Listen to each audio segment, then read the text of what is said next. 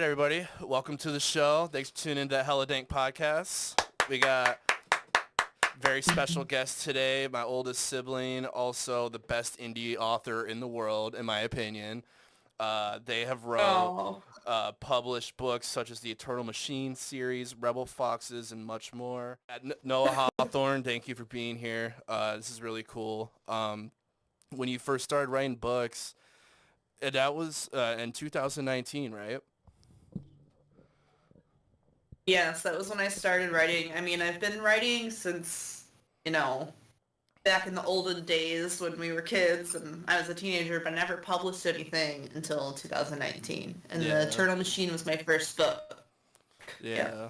Yeah. I remember you did a lot of writing classes in high school, and I know like when you're doing college for a bit, you're taking some writing courses, and it was really cool when you finally told me you're like, oh hey, by the way, I'm writing a book. And I'm just like, whoa. And then it was like a couple months or 8 months later or whatever, and you're like, it's done. Here it is. Holy shit. Yeah, yeah. Yeah. You wrote a whole book in like 8 months?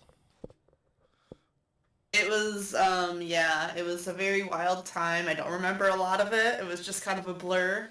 And, I will say that it takes a lot longer for me now. I usually take like at least a year to just write it, and then it takes a lot longer after to edit it and stuff like that. But that first one, I really wanted to get it out there. It felt like a race, so I was like, bam. And, yeah. Yeah, 8 months Yeah. is a very short period to write a book. Yeah, well, I think it I was can probably remember writing it on my phone and stuff. yeah, Oh my god. yeah. You emailed me like the rough copy of the book, and I was reading it through like emails and stuff. It was awesome. Yeah, so like going where, like I don't know. I guess I could have always imagined you like being an author, but when was the moment when you're like, you know what, like I'm doing this. This is happening. Like, what was it during COVID, or what do you think was the initial spark to it? So when I wrote my first book, it came out just before COVID, so I can't really use that as an excuse as for why I got into it, but that is why I published a whole bunch after, because I was like, had nothing to do but work and write.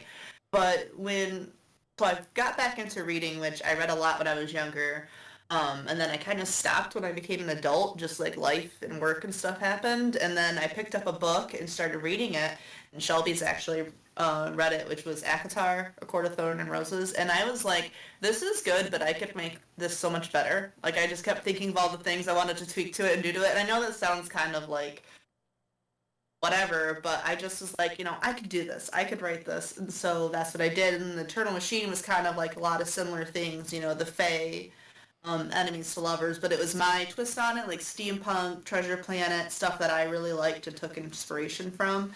So I just really wanted to write something like that and make it my own and twist it. So I think that was the first moment for me. It's like, okay, I'm going to do this for real this time. Is that a theme that you kind of stick to, is like from enemies to lovers? Is that like a story that you enjoy telling, or do you, like, what other, I don't know if even that counts as a theme, but what are the like storylines that you tend to stick to? Yeah, so they would call them like tropes, which are like common things that appear a lot. So enemies to lovers, friends to lovers. I think it's really fun to write for the action and darker stuff, but then for the newer stuff, it's kind of more like friends or soulmates, found family kind of thing, which everything I write has found family in it because you grow up with a really difficult childhood and you surround yourself with all these people and friends that become your chosen and found family. Like, that's something that always really spoke to me and I put in my books, and I think a lot of people resonate with. So I can relate to that. that's really common. Yeah, for sure. It's like, I'm just going to surround myself with all these people that I love. Yeah. We're not related, but that doesn't matter. I feel like that's a theme, like especially in the Eternal Machine, like as you're reading it, the group of like the friend group gets bigger, and it's like that. I kind of get that feeling from that one. Yeah, so when like the Eternal Machine, it's like that steampunk fantasy, like that was just all like that inspiration from like Treasure Planet. And I feel like that's a good example because that's kind of, I imagine the Eternal Machine in that kind of world, with the flying ships and Mm-hmm. stuff. And so that's just, where that came from, you think? That kind of inspiration?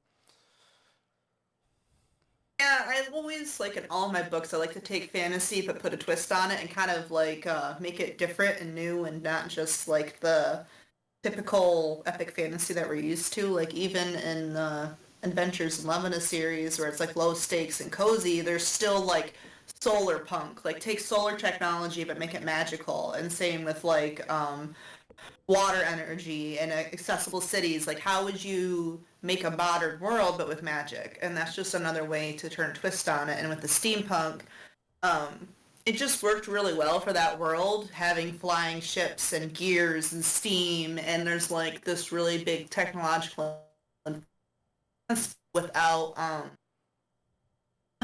like the wireless and that kind of technology. You know what I mean? It's more industrial, and it Yeah. just kind of lended to the vibe of the story, I guess. It's all about the vibe. It's a great vibe. I love it. I think I think you did a really good job. Like just like the beginning, like is when you're like building the world. Just like as soon as you get into the book, you're thrown into this very complex situation where like the description of it is just so amazing. Like you did a really good job at that. And so that's a great. I haven't read Rebel Foxes yet, but that's like I think I heard you describe that as like diesel punk, right? It, Mm-hmm. yeah, so explain that a little Is bit. that more hardcore steampunk, or I I don't know anything It's about that kind like of stuff. It's like I think like 1930s. So when there's a lot of like industry booming, you got like diesel and gas engines, and so there is still more steam, but it's kind of more on the machine and motors. And there's like that what's the word? For prohibition. Oh my God, I can't think of it. The what? Speakeasies. There's like Oh, Oh yeah, speakeasies, yeah, yeah. and so like from that era, so it's just kind of a different aesthetic, So there's like cyberpunk, steampunk, diesel punk, solar punk. There's just all sorts of different ways to. It's all about the aesthetic, the themes. If you're, it's a lot darker in diesel punk as opposed it is to solar, which is also kind of called as hope punk, like mm, lighter. Um, so it's kind of fun to dive into those different like niche subgenres. Yeah. yeah. Yeah. Yeah, well, yeah, I know we just kind of like dove straight into the books or whatever, but I think it's, but I think it's good to like, elaborate at least for people that haven't read, like just kind of, the animal we're dealing with here. And so, but like, but I guess I'll, dial it back a little bit, but like, I got a couple notes here. Like, is there what's your drive for like these stories, like what is, I know you have a lot of representation and things in your book, so like what is your like your motivator for your storytelling? Do you like if you could like, explain that? If I could narrow it down, like I said, all of my stories will include like finding yourself, found family. A lot of the characters struggle with like either mental health or physical disabilities. Like that's really important representation to me. And the reason why I got into it is 'cause I just want to tell stories. Like you don't make a lot of money from it, especially first starting out, because it takes a lot to make a book.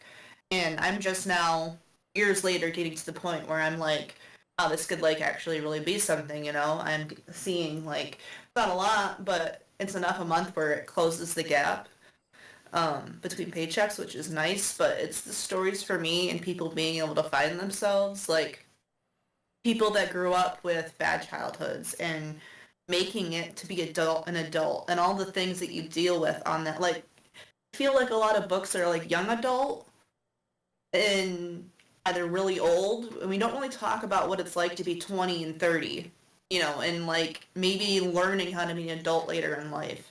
And I find that a lot of people resonate with that, like especially when I wrote Phantom and Rook, a lot of people were like, this book, like I really felt like the main characters, like I just really saw myself, and people being able to say that and connect with it is what really keeps me going and why I keep doing it, because I got for a while there where I was like, like with my first series, there wasn't a lot of people reading it. And when I wrote that series, I did. I rushed through the first book in 8 months, and I did the whole next series very quick. And I actually am going to republish all those books because I'm a much better writer now and publisher and all of it. And I think the characters and the relationships in that story, like the people that have read them, love them so much. And I think there's a lot that people can relate to in them. So I want to give them the time and work that they deserve. I went on a tangent there, but yeah, I really want people to be able to find them. I want people to be able to find themselves in books, and I'm just going to keep doing that and telling different kinds of stories. And in the meantime, I get to play around with all these different situations and different settings and characters, and that's fun. You know, it's like you got the little Barbies, and you're making them kiss, or you're making them go in the dream house. I don't know, but it's just it's fun. When you say people don't talk about growing up in your 20s, what are some like key things that, like, what are you referencing when you're saying that? Because I resonate with that, but I'd like to hear what you think I'd like to hear what that is to you, growing up in your, maturing in your 20s rather than, mid-20s, rather than growing up as, as an 18-year-old and actually taking those steps to mature and actually grow into it. But like all of a sudden being like, hey, you need to be an adult, Yeah. It was like you're getting to the point where the expectations you set on yourself when you graduated high school or whatever, they're either being met or broken or exceeded, and you're kind of dealing with that crisis, first crisis of, am I where I wanted to be? Oh, I'm not. Great. What am I going to do with my life? Or I am, but I'm still kind of, there's that first crisis. Friendships, I think, change a lot. We're really defined by our childhood friendships. And I know for me, and you guys too, I've lost a lot of people along the way. People that died way too young. They're not here. And I think all the time about them and how my life would be different with or without them. And I think that's really common, like more than we realize. And we feel kind of alone as young people, losing our friends so early. Because when we think of death, we think of older people. Mm-hmm. And it's just hard to deal with. Mental health, and I think a lot of people, young people, I don't know if they're becoming more disabled or they're communicating about it more, and people are finding each other more. But some people are like, "Oh, I didn't realize this was common. I thought this was just me." So it's just all these questions we're asking ourselves during that time. Are we who we want to be? Who do we want to be? Everything is different. All my friends are different. I do or don't talk to my family. That situation usually changes when you get older and you become who you are as a person. Your parents and your family might not agree with that. And there's really nothing they can do about it now. What's your relationship with them now? So it's just a lot of minute things that are like, I don't know, I feel like really wrap up during that time. Yeah. Damn, you struck that nail on the head, dude. That was deep. That was deep. Yeah, I think those are interesting topics to talk about because you're right. Not a lot of people do talk about that, and it's important. Yeah. Because if you don't, I don't know, you feel really alone. Yeah, and even for a book to resonate, that kind of thing is like, oh, I've been feeling that, and I didn't really know how to voice it, but somebody out there feels the same way, That's really important. Yeah, having someone, that happens to me a lot of times. Like, I don't know how I feel about this, nor do I don't know what to say about it. But then there's that one thing where I'm like, oh my God, like that's it right there. That's the issue or whatever it may be. And, so that kind of leads into my next, like, kind of question. I don't know if, like, is there, a goal? Like, what do you wish to accomplish? Like, is there something, like, you just... Is it wanting to voice, what was just said, or is there, like, something more, do you think, within that realm? Yeah, I mean, I think in the future, of course, everyone wants to be, if you're an author, you want to be a full-time author, and that's it. That'd be great. But I don't honestly see that happening, at least for, another decade or so, I would say. There's a lot of indie authors around me that are, like, they got a 10-year plan, they're really organized, they collect their stats, and I'm not really like that. I probably should be, but aside from wanting to tell stories and things like that, I think it would be great to be able to continue to build upon, like, each book I am able to put more into it financially. And I'd like to be able to continue to do that. And I also have been really focusing on building community in these past couple of years. I'm part of a podcast with a few other authors.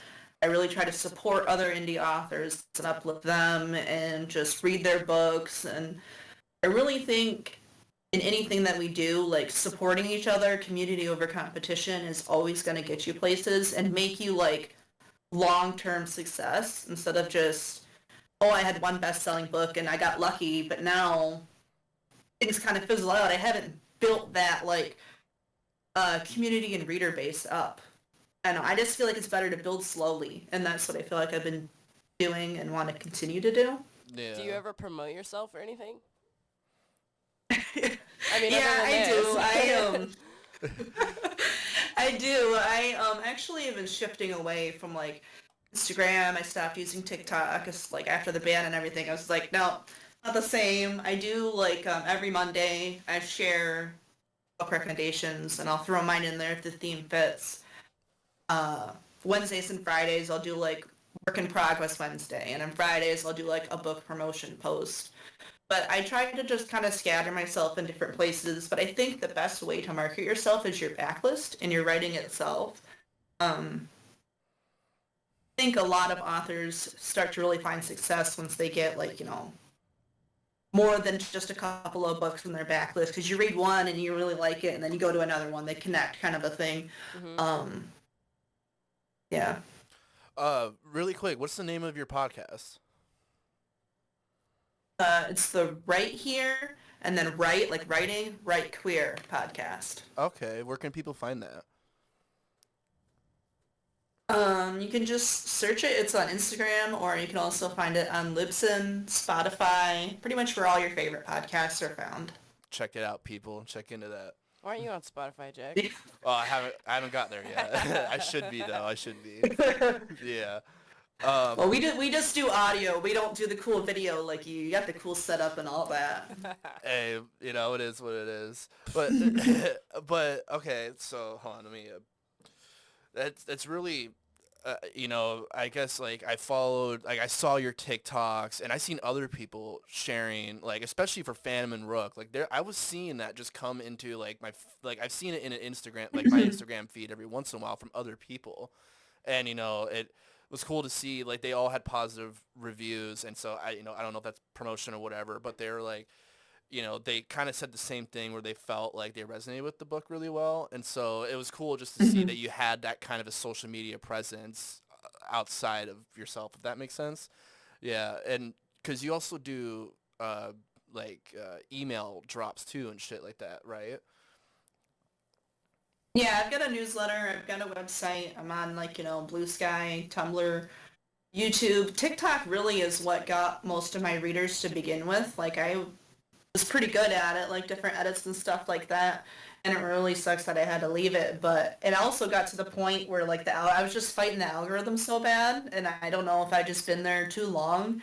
But I found a lot of my like good friends that I'm still friends with to this day on there, and readers. And I think that videos are a good way to get people as far as marketing.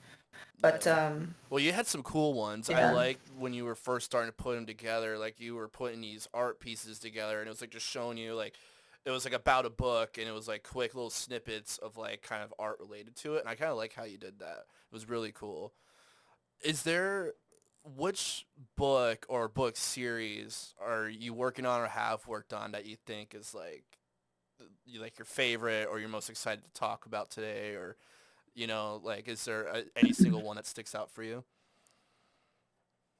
I think the one that people recognize the most is Phantom and Rook. That's kind of the one that I not really hit it big, but hit it semi-big. A lot of people know Well, the TikTok, know that one, yeah. and that was the Yeah. and it's the first one I paid to have the cover done. I had been doing my own covers previously, so like I said, I was starting to be able to put more and more money into it, and I also did an audiobook of it, and I was able to publish it wide instead of using Audible. Audible has this, you can do a royalty share, so you don't have to pay any money up front to the narrator, you two share the profits, which is really great. But then Amazon has your rights for 7 years. And I wanted Phantom and Rook to be accessible to everyone. That was my goal with it, to have it in libraries and stuff. So I really think it being able to be in libraries and be wide is another reason why it did well. And a lot of people talk about it, which is like the best marketing ever. Honestly, is just when people talk about it in anything that if you love it, don't be afraid to shout it out and talk about it. Not just, books, but just anything like that, especially from independent creative, because that's the best thing for them. Are you saying that if So I you think that one did sell your well. rights to Amazon, they can't technically be put into a library? Like, So if you do the royalty share with Amazon, where you're sharing with the narrator, you can't get your audiobooks rights for 7 years. That's I see. wild. And also, and if you do Kindle Unlimited, which is like ebooks on Amazon, so you can pay, I think it's $9 a month, and you can read any KU book you want, as many as you want. Authors on the other end of that, they can only put their ebooks on Amazon. There's an exclusivity clause. They can't have them in libraries. So that's why I don't have my books through Kindle Unlimited. You have to buy the ebook. But I think those are also, unfair? Like some of those policies. to me, don't I you want think? it. Yeah, I mean, for a lot of indie authors really like that, and they really, I don't want to crap on whatever anyone likes to do, but Yeah. just to me, I would like it to be able to more accessible, and if I want to be able to give it away for free for a month, which I do a lot, I want to be able to do that, and just, so that was where things really started changing in the way that I published books, was realizing all of these things. Because when I first started, I just wanted to get it out there, took advantage of all that stuff, but now I'm like, oh wait, Yeah. so I like being able to have it all my own. Yeah. That's crazy, dude. 7 years. That's a while. Yeah. Yeah. I guess I Yeah, never so thought like of the that. audiobook. Oh, go ahead. Yeah, the audiobook for the Eternal Machine, that's under a royalty share. So I won't be able to, like how I'm republishing it, I won't be able to do a new audiobook. Because the old one's still up there and I can't take it down. Huh. So I have to wait. But 7 years is Whatever. a long time. Yeah. Like even like 3 years, Yeah. seems fair enough. But I don't know. Do you think that big companies like that or big LLCs, I don't know what you want to really classify them as, I don't know, corporate places, do you think they kind of take advantage of, I won't reference you as a new author, but like you've been saying, indie authors, do you think they take advantage of that because you guys aren't necessarily like, you're not some James Patterson, or I don't really read books, unfortunately, but I don't have the time. Yeah. Do you I think that- some people yeah. do, Yeah, I think so, and I think there's a lot of really great alternatives that are just not as well known, and once you find out about them, you're already stuck on all this stuff with Amazon. Like Draft to Digital, you can put your ebooks on there without needing an identifier number. Mm-hmm. A lot of people like Amazon because you can get a free identifier number. But then that keeps you with them. If you go over to Draft to Digital, you can still do that, but you can publish wide and go to libraries. So it's just, there's always an alternative if you look, and I don't think when you're new you think of that. It's just like, oh, Amazon's the big thing. Yeah, it's a And they go for monopoly. that. Yeah. Well, I mean, mean, Yeah. that's how, Amazon. wasn't that how they started, was they were just selling books, right? I think is how Amazon. Who? Amazon. What about them? Like, didn't they like... Dude, they have like Kindle and shit. Well, yeah, I think but they I think... own Audible. Yeah, but I think like before they were selling just everything. I think they were just selling books at one point. I have I don't no know. idea. I don't know, but Yeah. yeah. I think they were a wholesaler in Mhm. some sort, some way or form. But yeah, I don't know. It seems like Amazon monopolizes on a lot of stuff, and I think 7 years is way too long of a contract for something like that. And like even like a 2 or 3 year rights to the audio of some book or whatever is plenty. Yeah, 7 years is an insane amount of time. Yeah, well, that's like you hear about like musicians or whatever. They sign contracts, they don't read the fine print, Yeah. and then their royalties are gone for the whole, like Yeah. how Prince had to change his name or whatever to get like his royalty. Like it's crazy. Like just Prince with an apostrophe. yeah, I never thought that. I mean, it makes sense that they would do that to authors. It's just Yeah. money hungry sons of bitches. Yeah, I guess it, like you said, read the fine print for sure. So this might sound like a stupid question. I probably should have asked this at the beginning, but indie author, that's just like small author, right? Like small. And Independent, you're doing bro. it. Duh. Yep, My dumb. independent. Yeah. Duh. But I just wanted. I figured that's So what it was. some people publish with a small press, and they're still considered indie because they're independent of the big, huge ones. It's has to do with theirs, but yeah. Okay. Huh. What does this just popped into my head and it's a little off topic, but when you go to like, okay, do you like plan a time in the day when you choose to go write something, or if you do that, like what does like the perfect setting for you to write? Is it somewhere quiet? Is it somewhere loud? Are you in like a coffee shop with like all these people around you, headphones on, listening to like an album that you love, typing away or writing away? That's another question. Do you type it out on a computer, or would you prefer to like write it out on like an actual notepad? Do you think that, yeah, how do your thoughts transfer from your brain to your head, or The process. yeah, What's the process? what Yeah. is like, yeah, how does that look? So I like to handwrite a lot. Normally what happens is I get a random thought, like a what if situation, and I think of a character in this situation. It's usually like the middle of the book. So then like I usually get a binder and there's like a character section and things like that. But normally when I first start, it's just like kind of scribbling out ideas, scenes, the scenes unfold. I'm like, okay, I need an outline, I need to figure out who these people are before I really go for it. And then once I get like all these pages full of stuff, I write on my computer. Sometimes if I'm stuck on scenes or if I just got a brain block, I will write scenes longhand, but you can only do that for so long before your hand hurts. But I do have a whole bunch of journals filled just with scenes, like especially from the Iverborn series. Like, there's some really integral ones that just hit me in the brain and I hurried up and wrote them down. I need to write this I down. think I remember Oh. you calling Yeah. me about that. Yeah. Yeah. One day I wrote the end to a book on a bank envelope because I had like nothing on me and it just hit me, so I unfolded the bank envelope and wrote down the end and I saved it. Like even now, even though the book's done, I don't know, I just Did like you keep that. that? I hope you But, kept that in some like scrapbook. Yeah, you got to or something. keep all that shit. Yeah, Dude. So that's when you cool make shit. it Oh, big, yeah. you Yeah. yeah. That's cool. Yes, these How are full all was the that envelope notebooks. of text? Like no white was left. Not. Yeah, it was not very big, and I had to do it front and back, Yeah. and it was just like, That's what I was saying. yeah, it was pretty good. Dude, it was And 2 chapters.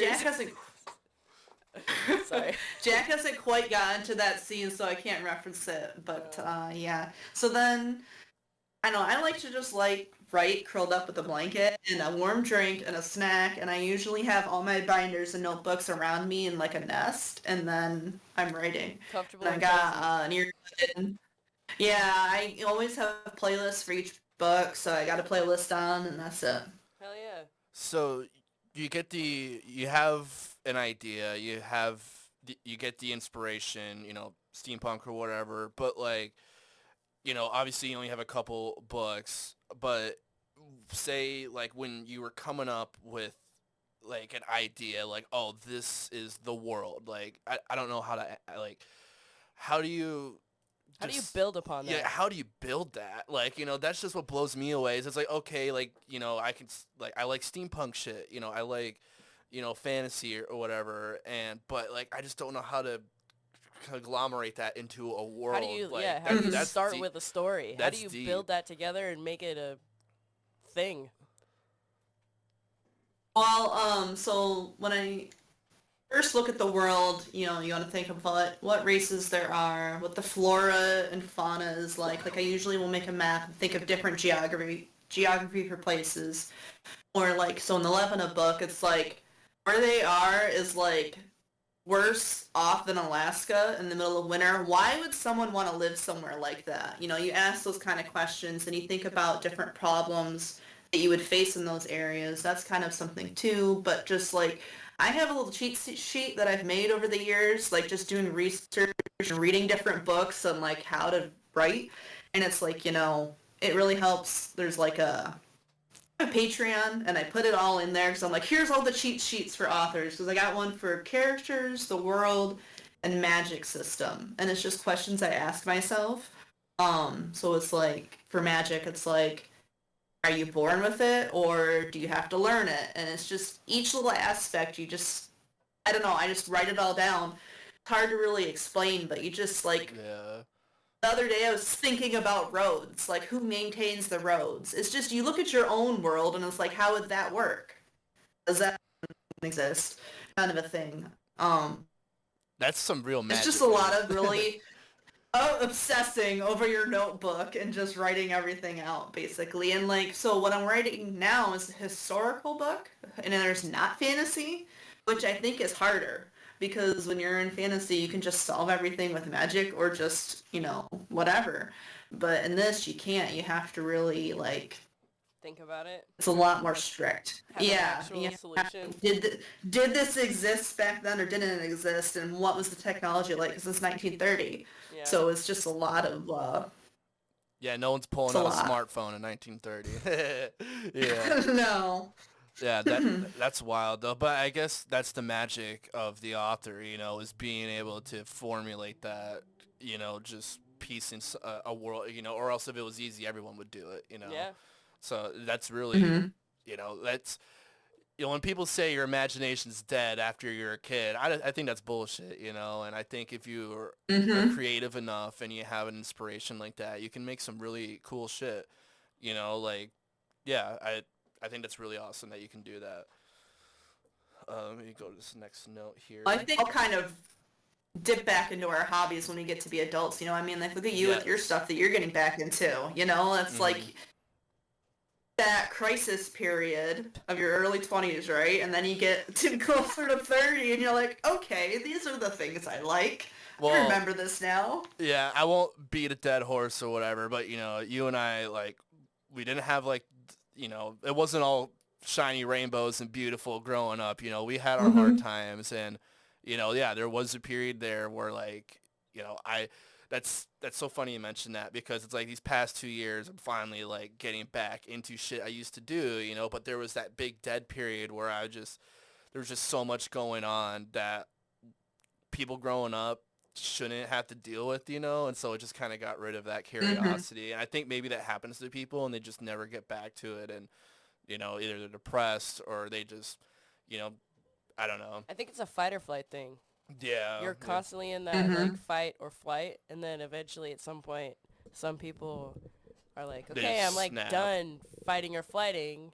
I want to like be, secure and Yeah, Mm. stationary. yeah, yeah, And eventually you make that choice, and you either choose to be stable or you choose to continue with your fight or flight. And yeah, I think it choosing to be stable takes a lot of vulnerability. I yeah. can't say that word. No, yeah, I got you. I got you. I Mhm. think it, because you have to like look inside and be like, okay, like I'm ready to like stop. I need to Yeah, like figure it out. yeah, Mhm. So Break the pattern. yeah, yeah.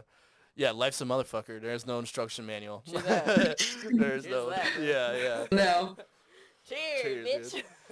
So, I all right. got nothing left over here but coffee. Oh, damn. Oh, I love that mug. Can I see that Oh, mug again? that's I love it. they're That's my so cool. characters. I Oh, I that's had to badass. use Wow, that's Yeah, awesome. that's what happens when you illustrate or when you pay for your book cover. You get beautiful art, and that's the other thing. Fucking support human creatives, human artists, human writers. Like I gotta Yeah. just say it, fucking Yeah, yeah. Don't fuck be going to AI and AI. just make sure, just like That just we started gotta hold on happening, to right? our humanity. I feel like it's been creeping up on us, and it's just been really such a hurdle. And like I said before, like I feel like indie authors, most of them really are like a tight knit community, and they're just everyone wants to uplift each other and help each other out, and it's just like get up on out of here. If you couldn't be bothered to take the time to write it or put your human emotion into it, then I don't want it. Like I feel like kind of going back to things we love, like I don't know. I feel like personally, in my opinion, if somebody is, say you're commissioning somebody to drop a piece of like a book cover, they're gonna be able to like draw things in there that can resonate in an emotional way and stuff, or like add little tidbits and stuff. And yeah, you can type that stuff in, but there's always a different look. Like AI, yeah, it can look like badass and stuff, but I mean, you look at like shitty drawing, like Van Gogh. That shit makes people feel shit, and it's Yeah, like a yeah. starry night. Like, I don't know. I look at Van Gogh and I'm like, yeah, okay, cool. But Yeah. or like the screaming person Yeah, art. that's a wild I painting. don't think Yeah. AI could do something like that unless you, yeah. No, there's always something Well, it's the off. lore behind it, you know? Yeah, yeah. Are you I'm good? gonna have you down. Oh, okay. Yeah, I feel like um with, AI, you can tell there's something off with it, that there's like there's no life to it. I don't know. I feel like There's no soul. It's like looking at eyes with no light in them. yeah, like we went to some art museum a while ago and it was like really old paints from like the medieval era and like, it's pictures of like, the crucifixion or whatever or like Greek gods and it's like the amount of emotion and drama that like you just look at this paint and you're like, wow, this is incredible. Just like, the fallen angel painting, like that shit, you just look at it, it makes you like, it kind of like, bunches you up a little bit. It's like that is a deep, meaningful like piece of art someone makes. So if you allow that for like something like a book, like I know people say don't judge a book by its cover, but sometimes, when I see a book with good art, like such as like, I haven't read Phantom and Rook yet, I'm going to, but like when I look at that and I also just know being my sibling, it's just like there's something real there, just off of a book cover, I don't know if that makes sense, but that was kind of where I was going with it. I do want to also It say does, there are and I certain feel paintings you can see like each stroke. Oh, You the know? amount of work put into it. Yeah. Yeah. Just wanted to throw that out Yeah. there. What were you gonna say?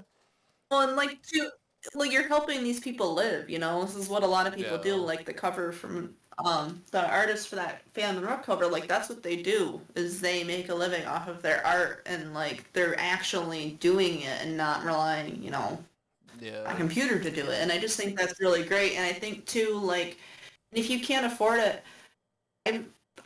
do it through Canva. Use stock photos. Like, everyone starts somewhere and then later on, you can always go back and you can always change it. You can always republish it with a new thing or just like, just get it out there. I would rather read your honest words than nothing at all. Yeah. If it's not perfect, that's fine. I still want it. So That. yeah, no, that yeah, amen to that, dude. So kind of shifting gears a little bit. This is a fun question I've been waiting to ask, but like out of like I only know the Eternal Machine series characters, but like is there a single favorite character overall that's like who's your favorite? Who do you think my favorite is in the Ivorborn series? Novak. Yeah, Novak's the best. I love him. I Although clock Yeah. that. Pan though, I like him even though he like is kind of a shitbag here and there. He's my favorite. Yeah. Well, and I like that characters are imperfect. They're bad. They're not always good, but they still deserve for their stories to be told. Yeah. Like Go ahead. Lilith is kind of a bitch sometimes.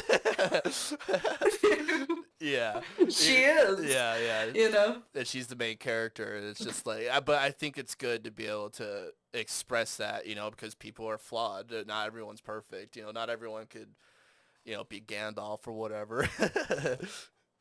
Well, we can't have a character arc if they start off as perfect, right? Yeah, yeah, that wouldn't be fun. Everyone needs a little bit of polish. And I think for my new, I really resonate with Arlo Rook. He's like this depressed hedge witch that lost a lot of friends and is learning how to become an adult again. I totally don't relate to that. And, and then in the book that I'm writing now, I really like Cornelius. He's one of the archaeologists. I like kind of live vicariously through him. So that's what I like him for a different reason, just because I want to be him. And that's pretty much it. But yeah, they're all fun and they're all different ways. Yeah, yeah.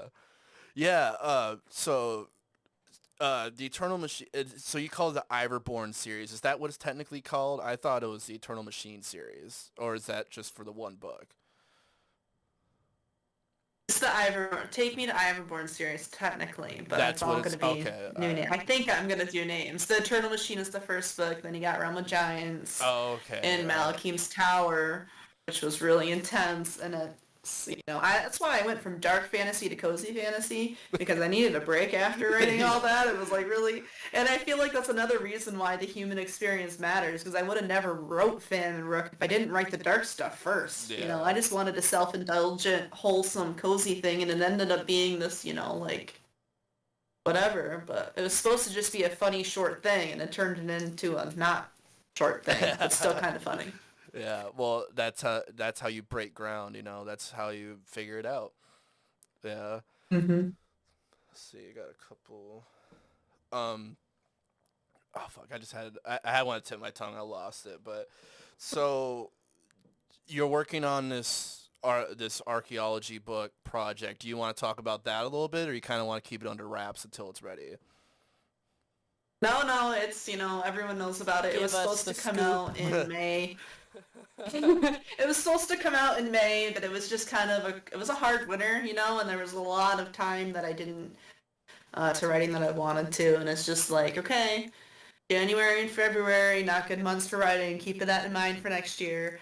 But, so this is The Voice of Wild Places. It's about two ex-childhood best friends that go in search of a lost explorer, Percy Fawcett, who was a real person. If you've read The Lost City Z or watched the movie, that's the guy. He went missing in 1925 with his son and his son's best friend. They were looking for the lost city of Z, which is, in South America, in Brazil. And so these two, 5 years later in 1930, are tasked with this by his wife, who's still alive, to go and find him. There actually was a real expedition in 1930. They went to go find him, and they ended up making a book and a movie about it. And it kind of like there's a lot of different stories on what happened to him. Either they were lost, they were attacked, they joined a tribe. A lot of different things. So they go and try to find out what happened to him or find the city that he was looking for.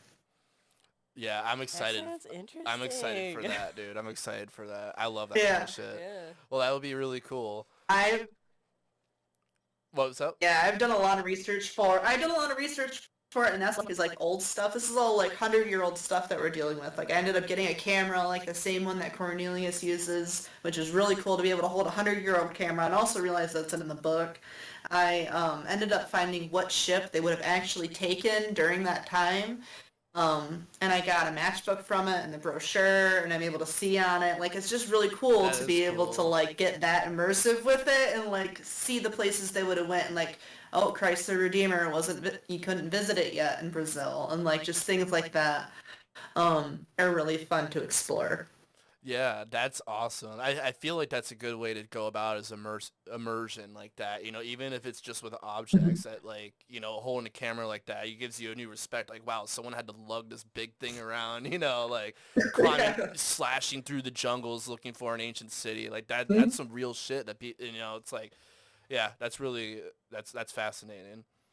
Do you think that's kind of like a guilty pleasure? Is you also getting to research that kind of stuff? Oh yeah, yeah. In another life, I would have been an archaeologist. So Yeah, this is like this me has been being no able time to on live out this. my best life. Yeah, hell yeah. Yeah. So, um, like I've been reading a lot, like so a lot about it, not just the white side of history, basically, because you read of these scientists and explorers that went from Brazil, and then you read from the people that were from there, and it's just two totally different sides of the story, and that's something else too. Like when you're writing historical, you have to make sure you're paying attention to because there was a lot of scientific racism, and there was a lot of like discrimination against women in the field and stuff like that. So like it's all things that you have to think about, and it's not the same now. Yeah. So you have to really treat it with a lot of care, which gets like kind of really stressful. And I think what's been taking me so long because I want to make sure it's done right. Um, it's just a lot of things I think I'm worrying about that other people won't even notice. But I don't know. I just feel like you have to really take care, especially when it's with cultures that aren't yours and things like that. But it's just I've learned a lot, which is really fun. Yeah. Well, that's a good point. I can see, like, if people didn't think about that, it'd be easy to write a cool story but not account for people it might have affected or whatever, especially during the 30s and before, life wasn't great, for other people. So yeah, Hmm. that's important. So yeah, it's Kind of interesting because the generation, so young men, so these gentlemen are like 30, 40 years old, and they were considered the lost generation. So pretty much men that served in World War One and then came home to no jobs, the Depression, Prohibition, and they were just kind of left to the wind, and they were called the lost generation. These people growing up 20, 30 years old trying to figure their lives out. And it's kind of interesting how history is repeating itself in a way for our lost generation. Like after COVID, a lot of people weren't able to socially interact with each other, or just like, I don't know, you can look at different points in history where it starts to almost kind of repeat itself. yeah, So it's yeah. interesting reading about prohibition and the war and just things like that, and seeing some of the Yeah. similarities in history Do you now. get like a lot of firsthand accounts, like journals or diaries that you can reference to? Oh yeah, Yeah, I've never. yeah. Go ahead. Mm. I I've would never say seen one.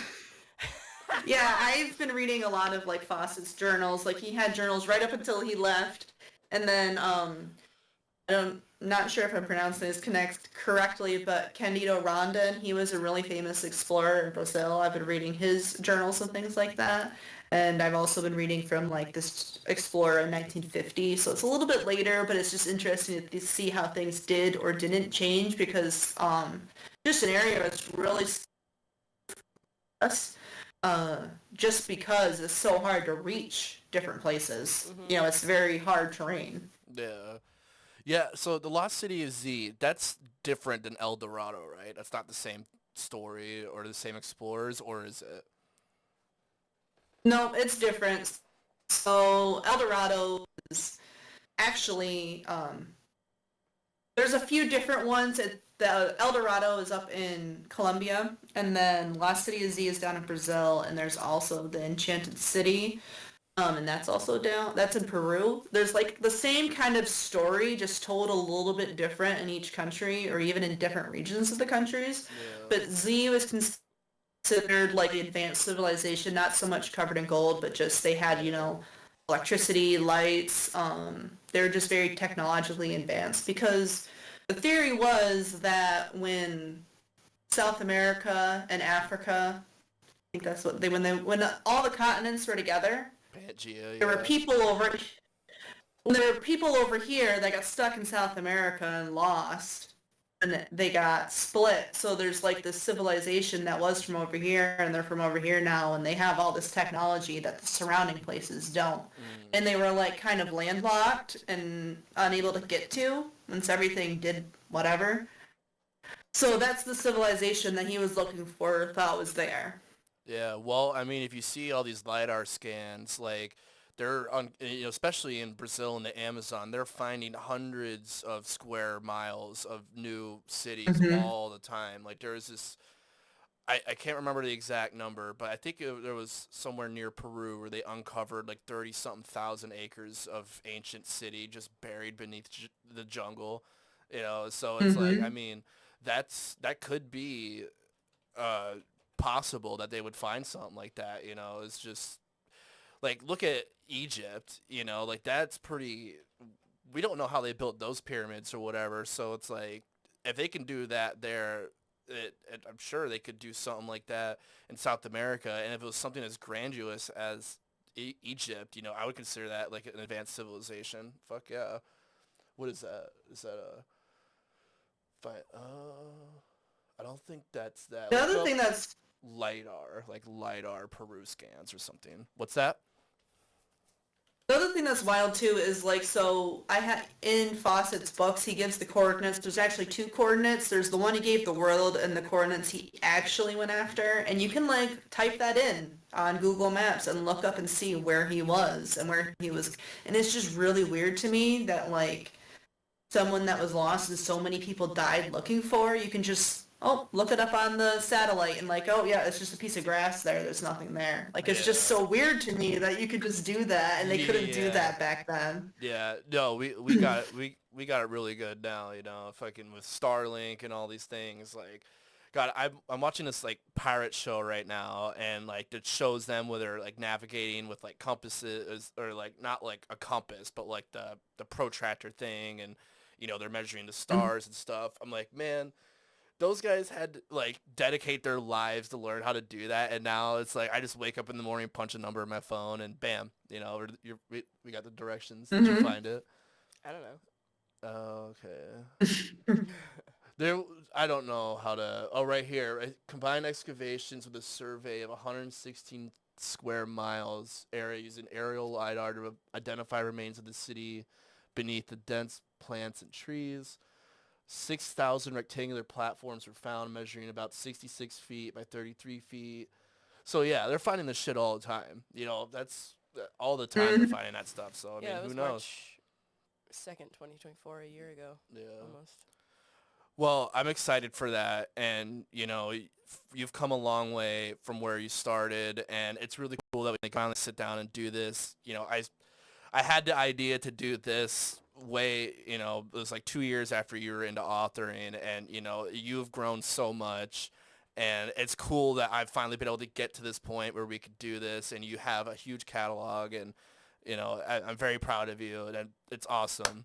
It's awesome, and well, I'm proud of you too, and you've grown so much too. I mean, like, I remember watching your first episode, and you were so nervous, and now you're just like so relaxed and chill, and you've got Maddie, and you're just Maddie helps a lot. It's a whole vibe. No, well, thank you. It's a work in progress. I got to figure out what this filter thing is, but so where can people find you? What's your Instagram is Noah Hawthorne, right? Yeah, so you can like look me up anywhere. National Publishing, which is NESHA, which is soul in Hebrew. I'm Jewish, so I like to include a lot of that in my stories and stuff like that. So, but yeah, that's where you can find me just about anywhere. And you have a Patreon too, correct? Yep, I do. I have stuff for readers and writers, so I put a lot of like exclusive content. Like, I think there's like 16 chapters of Voice of Wild Places on there right now. You can get like the NSFW art and stuff like that. And then I also have resources for authors, like those sheets. And I just talk a lot about publishing and how I do it and things like that. Awesome. Well, keep hammering it out. You're killing it. Like I said, I'm proud of you. And guys, check Noah's stuff out. It's awesome. Read Eternal Machine. I love it. I'm almost done with Realm of Giants. I need to reread it though. Read it. It's really good. But you guys got me convinced. Yeah. I'm good. Yeah. So check you out, and thanks again for doing this. We had some technical things to work out here, but hey, we did it. It's done. And we did it. Yeah, we did it. So thanks again. And yeah, this will come out Monday. So yeah, I think that's about it. I think I went through my list of questions. I was pretty good. I had fun. I totally was not nervous. Yeah. Oh, me too. Yeah. It kind of had it was a bit of a bumpy start, but we figured it out. No. I'm like, oh gosh, I'm gonna be perceived. Yeah. But is there anything you want to add or anything else that you want to mention before we go? Shout out your shit. Well, she kind of did. Anything else? Follow me on Facebook. Yeah, no, I just thank you guys for having me on here, and just keep an eye out for more writing stuff. Voice of Wild Places comes out in October. What are you talking about now? When is that coming out? The archaeology. October. Okay. Yep, October. And I am gonna do an audiobook for that. I got an audiobook of Rebel Foxes just came out, and I got another one coming out soon for the second Level Up book. So a lot of audiobooks coming. So how many series do you have 3 series or 4? So there's the Ivorborn series, Levena, Rebel Foxes was meant to just be a standalone. I might do it as a series, possibly, probably. And then The Voice of Wild Places is just a standalone. Okay. Yeah, well, I'm excited. If you revise Eternal Machine, I'm excited for that. So, I love that book. But yeah, so I look forward to having you on again. Maybe we'll have you on in like another Yeah, time, when you release the when book. yeah, when That'd you be cool as shit. yeah, we'll talk about it then. Yeah. We'll get it dialed in, and Maybe yeah. you can tell us like your favorite passage out of it, or a passage, I don't know, Yeah. a paragraph or a certain chapter that we could have you like read aloud or something. That'd be out fun. of some section of the book, and just as like a sneak peek thing. I think that would be badass. That would be a lot of fun. That would be sweet. Yeah. Well, all right. Well, I think we're gonna wrap up here. We got a seafood boil. Yeah, we got to do seafood boil. But yeah, we made it happen. I don't even know what episode number this is, but this is that Hella Dank podcast, you guys. Thanks for tuning in. Check out Noah Hawthorne stuff, Instagram, Patreon. I'll see you all next time. Bye. Bye. That was good. Bye.